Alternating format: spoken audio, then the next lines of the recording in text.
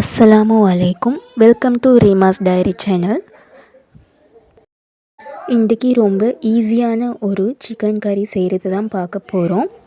Chicken கறி செய்கிறதுக்கு முதல்ல உங்களுக்கு தேவையான அளவு சிக்கனை எடுத்துக்கோங்க. ஃபர்ஸ்ட் சிக்கனை நீங்கள் நல்லா கழுவிக்கோங்க. அதை நல்லாவே க்ளீன் பண்ணி குறைஞ்சது 2 இல்லாட்டி ஒரு 3 முறையாச்சும் நீங்கள் தண்ணியில் நல்லாவே அதை கழுவிக்கொள்ள வேணும்.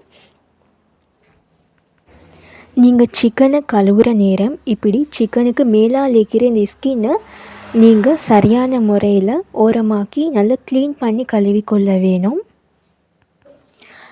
அமெரிக்கா மாதிரியான நாடுகளில் சிக்கன் சமைக்கிற நேரம் நீங்கள் கழுவாமல் தான் சிக்கனை சமைக்க வேணும் அப்படின்னு சொல்லி அமெரிக்காவில் கவர்மெண்ட்டால் அதை அறிவிச்சிருக்கிறாங்க. சமீபத்தில் கண்டறியப்பட்ட ஒரு ஆராய்ச்சியில் சிக்கனை கழுவிட்டு சமைக்கிறதன் மூலமாக அந்த கழுவுற நேரம் க்ளீன் பண்ணுற நேரம் நிறைய பாக்டீரியாஸ் பரவுது. அதனால் நிறைய தொற்றுக்களை அது உண்டாக்கும் அப்படின்னு சொல்லி ஒரு ஆராய்ச்சியில் கண்டுபிடிக்கப்பட்டிருக்குது.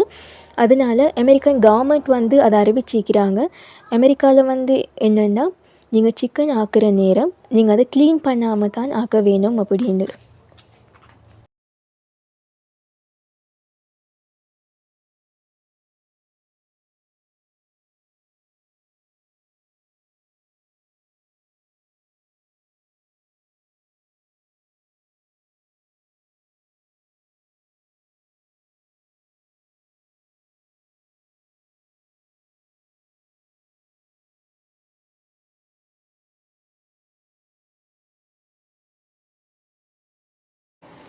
இந்த மாதிரி சிக்கனுக்கு மேலால் இருக்கிற இந்த ஸ்கின்னை மொத்தமாகவே எடுத்து நீங்கள் நல்லாவே க்ளீன் பண்ணிவிடுங்க.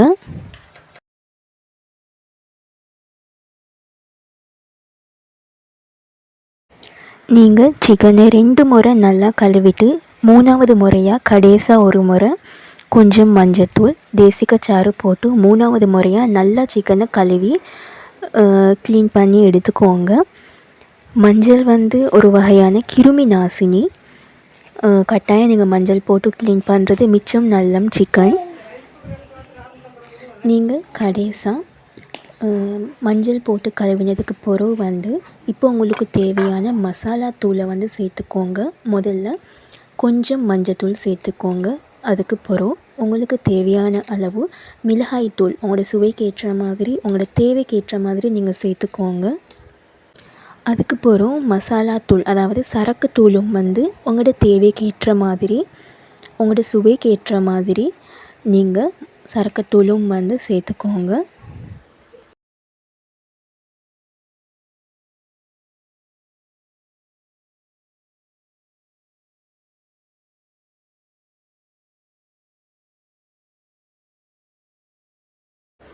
அதுக்கு பிறகு உங்களோட சுவைக்கு ஏற்ற மாதிரி கொஞ்சம் உப்பு சேர்த்துக்கோங்க.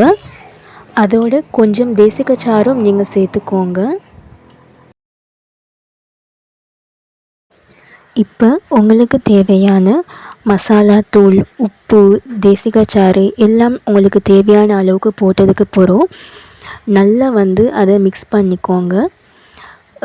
உங்களுக்கு கொஞ்சம் வித்தியாசமான ஒரு டேஸ்ட்டில் வேணும் அப்படின்னால் பிரியாணி மசாலாவும் உங்களுக்கு இந்த சிக்கன் மிக்ஸ் பண்ணக்குள்ள இந்த சரக்குத்தூளுக்கு பதிலாக இந்த மசாலா தூளுக்கு பதிலாக பிரியாணி மசாலாவும் உங்களுக்கு சேர்த்துக்கொள்ள இயலும். இப்போ ஒரு பேன் எடுத்து ஹீட் பண்ணிக்கோங்க.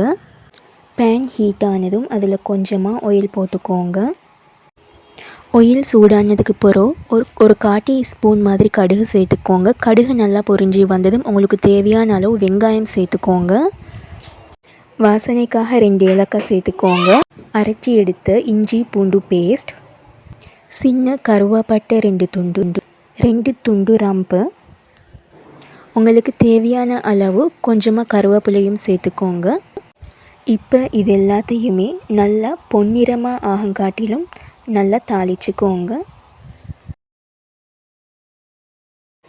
இது பொன்னிறமாக வதங்கி வரக்கிட்ட நீங்கள் ஏற்கனவே நாங்கள் மிக்ஸ் பண்ணி மசாலா எல்லாம் போட்டு மிக்ஸ் பண்ணி வச்சுருந்த சிக்கன் துண்டுகளை நீங்கள் கொஞ்சம் கொஞ்சமாக இதில் சேர்த்துக்கோங்க. பேனில் சிக்கன் துண்டுகளை சேர்த்துனதுக்கு பிறகு கொஞ்சம் அதை பெரட்டி விடுங்க. உங்களுக்கு தேவைண்டா இதில் கொஞ்சம் ஒரு டேபிள் ஸ்பூன் அளவு மாதிரி மயோனைஸ் கொஞ்சமும் சேர்த்துக்கொள்ள இயலும். இந்த மயோனைஸ் சேர்த்துக்கொள்வது சிக்கனுக்கு வந்து வழக்கம் போல் இல்லாமல் ஒரு வித்தியாசமான ஒரு டேஸ்ட்டை வந்து தரும், ஒரு நல்ல ஃப்ளேவரும் தரும். இப்போ நாங்கள் சேர்த்துக்கொண்ட மயோனைஸ் எல்லாமே கொஞ்சம் கொஞ்சமாக மெல்ட் ஆகி சிக்கனோட வந்து மிக்ஸ் ஆகுது. அதோடு உங்களுக்கு தேவையான அளவு தண்ணியும் சேர்த்துக்கொள்ள. இது 15லேருந்து 20 நிமிஷங்கள் வரும் காட்டிலும் நல்லா மூடி லோ ஃப்ளேமில் வேக விடுங்க.